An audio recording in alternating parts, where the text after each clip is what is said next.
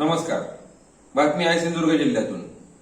सिंधुदुर्ग जिल्ह्यातील कुडाळ मालवणचे माजी आमदार वैभव नाईक यांनी महाराष्ट्र राज्याच्या अर्थसंकल्पाबाबत त्यांची भूमिका स्पष्ट केली आणि त्यांनी जिल्ह्यावर अन्याय झाल्याची भावना व्यक्त केली आहे.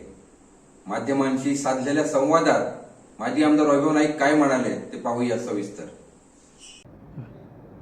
काल जाहीर झालेल्या महाराष्ट्राच्या राज्याच्या अर्थसंकल्पामध्ये सिंधुदुर्ग जिल्ह्याला 1 रुपया किंवा सिंधुदुर्ग जिल्ह्याचा भ्रमनिरास झालेला आहे. शेतकऱ्यांना कर्जमाफी झालेली आहे. त्या कर्जमाफीमध्ये फक्त प्रोत्साहन पुरवण्याचा फायदा सिंधुदुर्ग जिल्ह्याच्या शेतकऱ्यांना होणार आहे. कारण पीक कर्जावर फक्त कर्जमाफी झालेली आहे. सिंधुदुर्ग जिल्ह्यातल्या शेतकऱ्यांनी आंबा बागायतदार, काजू बागायतदार यांनी सुद्धा कर्ज घेतलं होतं.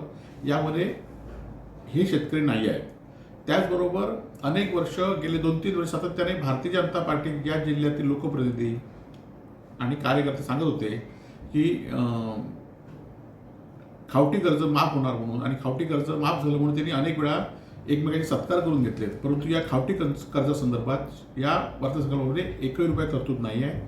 त्यामुळे खावटी कर्ज माफ न झाल्यामुळे शेतकऱ्यांना काही फायदा होणार नाही.